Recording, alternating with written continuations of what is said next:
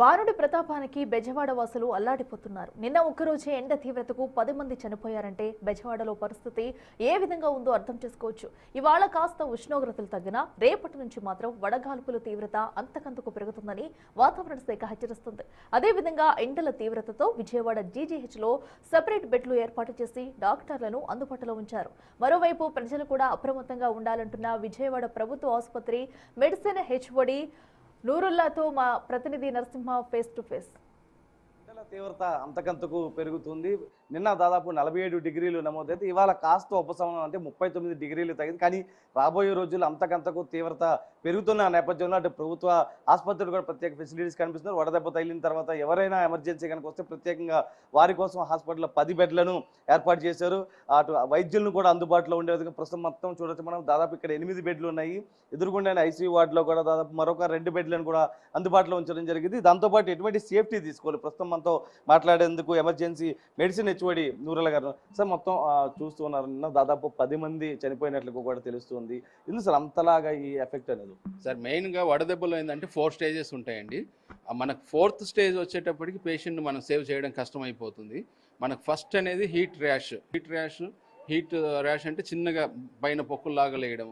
అక్కడ నుంచి మనం జాగ్రత్తలు తీసుకోగలిగామంటే మనం ఈ డెత్స్ అన్ని మనం ప్రివెంట్ చేయొచ్చు. యాక్చువల్గా ఏమవుతా ఉందంటే మనకేం కాదులే అనే ధోరణిలో వీళ్ళు ఏం చేస్తున్నారంటే స్టేజ్ 4 వరకు వెయిట్ చేయడం, స్టేజ్ 4 తర్వాత ఒకసారిగా మనకు హాస్పిటల్కి వచ్చే లోపలే చనిపోవడం జరుగుతుంది. ఈ హీట్ అనేది చాలా తీవ్రత ఎక్కువ ఉంది కాబట్టి మనం మెయిన్గా చేయాల్సింది ఈ హీట్ నుంచి కాపాడుకోవడం, మనల్ని మనం కాపాడుకోవడం, హీట్ ఎక్స్పోజ్ కాకుండా. ఒకవేళ ఎక్స్పోజ్ అయినా కానీ కొంచెం వాటర్ ఎక్కువ తీసుకోవడం, కొంచెం చల్లటి పైన మనకు చల్లగా ఉండేటట్టు ఏసీలో ఉండడం కానీ, ఫ్యాన్ కింద ఉండడం కానీ అలాంటి జాగ్రత్తలు తీసుకోవడం.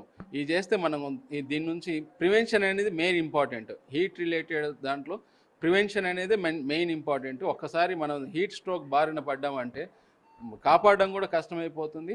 రెండోది ఏంటంటే హీట్ స్ట్రోక్లో మనకు 4th స్టేజ్ వెళ్ళిన తర్వాత పేషెంట్లు హాస్పిటల్ మునిపే చనిపోవడం జరుగుతూ ఉంది. సో మనం కాపాడుకోవడం అనేది మెయిన్ అండి. దీంట్లో మెయిన్గా ఏంటంటే ఎలా దీన్ని ఐడెంటిఫై చేయడం అంటే, ఒకటి చర్మంలో పొక్కులు వేస్తాయన్నాం కదా, అది ఫస్ట్ స్టేజ్. దాని తర్వాత కొంచెం తిక్కగా మాట్లాడడం అంటే ఆల్టర్డ్ సెన్సోరియం అంటాం, కొంచెం మనిషి మెదడు సున్నితంగా లేకపోవడం, అలాంటిది ఆయాసం రావడం, లేకపోతే హై గ్రేడ్ ఫీవర్స్. జనరల్గా ఏంటంటే మనకు ఫీవర్స్ అనేది 100, 101, 102 అనేది కామన్ అండి. అలా కాకుండా మోర్ దెన్ ఇది 104 అండ్ మోర్ దెన్ 104 వచ్చాయంటే ఇది హీట్ స్ట్రోక్ అని మనం సస్పెక్ట్ చేయాలి. ఈ 104 ట్యాబ్లెట్ వచ్చినప్పుడు యూజువల్గా మనం ఏం చేస్తాం, జ్వరం వచ్చిందని చెప్పి పారాసిటమాల్ అనేది వేసుకుంటాము. దీంట్లో మాత్రం పారాసిటమాల్ అనేది వాడకూడదు. మెయిన్గా హైడ్రేషన్ అనేది ఇంపార్టెంట్. మనం పారాసిటమాల్ అనేది వాడకుండా హైడ్రేషన్ అనేది మనం ఇంప్రూవ్ చేసుకోవడం, అండ్ ఎండకు వెళ్లకుండా వీలైనంత వరకు మన పనితనం కూడా మనం మాడిఫై చేసుకోవడం, లైక్ మార్నింగే పని కానించుకోవడం, లేకపోతే సాయంత్రం పూట చేయడం, ఎండకు బయటికి వెళ్లకుండా చూడడం, చల్లటి వస్తువులు కొంచెం తీసుకోవడం. అంటే చల్లటి వస్తువులు అంటే ఐస్ అలాంటి కాకుండా మంచి చలవరం చేసే వస్తువులు, టీలు కాఫీలు అవాయిడ్ చేయడం, సిగరెట్ స్మోకింగ్, ఆల్కహాల్ ఏదైనా ఉంటే మానేయడం, అండ్ ఎండకు ఎక్కువగా ఎక్స్పోజ్ కాకపోవడం, అండ్ ఎక్కువగా కార్లలో ఉండి కొంతమంది లాక్ చేసి పెడతారు, అలా ఉండకుండా చూడడం. ఇలాంటి జాగ్రత్తలు తీసుకుంటే మనం ఈ హీట్ స్ట్రోక్ బారి నుంచి కాపాడుకోవచ్చు అండి. అంటే దాదాపు చాలా మంది కూడా 2 వీలర్స్ మీద వెళ్తూ ఉన్నారు, అంటే సేఫ్టీ కూడా తీసుకోరు వాళ్ళు. అంటే వారికి ఏం చెప్పదు సార్? యాక్చువల్గా ఏంటంటే ఇప్పుడు మనకు అవసరం కొద్దీ వెళ్ళడం వేరే, మనకు అనవసరంగా తిరగడం అనేది అవాయిడ్ చేసుకోవడం మేలు. ఎందుకంటే బైక్ మీద వెళ్ళేటప్పుడు, బైక్ మీద కానీ ఏదైనా వెహికల్ మీద వెళ్ళేటప్పుడు ఆ స్పీడ్కు మన ఒంట్లో నుంచి కొంచెం లోపల ఉండే నీరు కూడా లాగేస్తుంది. ప్లస్ ఈ హీట్ దీనివల్ల ఎక్కువ డ్యామేజ్ అయ్యే ఛాన్సెస్ ఉంటాయి. ఇదే మనకు ఈ టైంలో ఏంటంటే అవసరం లేకపోతే మనం హీట్గా బయటికి వెళ్ళడం అవాయిడ్ చేయడం ఉత్తమం అని పని. ఏ టైమింగ్స్లో సార్ 11 to 4, ఎస్పెషల్లీ 11 to 4 ఈ టైంలో బయటికి వెళ్ళకుండా కంప్లీట్గా మనం అవాయిడ్ చేయగలిగామంటే ఈ హీట్ స్ట్రోక్ నుంచి మనం కాపాడుకోవచ్చు. అంటే రోహిణి కార్తో వస్తుంది, దాంతోపాటు వడగాల్పుల తీవ్రత కూడా అంతకంతకు పెరుగుతుంది సార్, అందుకు కూడా హెచ్చరికలు కూడా వస్తున్నాయి. అంటే అటువంటి తరుణంలో ఎటువంటి సేఫ్టీ తీసుకుంటాం సార్? ఎక్కువగా దీంట్లో ఏంటంటే మనకు వాటర్ ఎక్కువ తీసుకోవడం. వాటర్ అంటే మంచినీళ్ళు, టెంకాయ నీళ్ళు, మజ్జిగ అలాంటి ఏదైనా తీసుకోవచ్చు. కాఫీ, టీలు అవాయిడ్ చేయడం, ఫ్రీక్వెంట్గా వాటర్ తీసుకోవడం, అండ్ మనం సెల్ఫ్గా చూసుకోవచ్చు. యూరిన్ మనకి ఏ కలర్ వస్తూ ఉంది, కొంచెం కలర్ అయిందంటే కొంచెం వాటర్ ఎక్కువ తీసుకోవాలి. డిస్కలరేషన్ పచ్చగా వచ్చాయంటే ఇమీడియట్గా వాటర్ తీసుకోవడం. మనిషి కొంచెం పాలిపోయినట్టు అనిపిస్తూ ఉంటే కొంచెం వాటర్ తీసుకోవడం. ఈ జాగ్రత్తలు అనేది మనం మెయిన్గా తీసుకోవాలండి.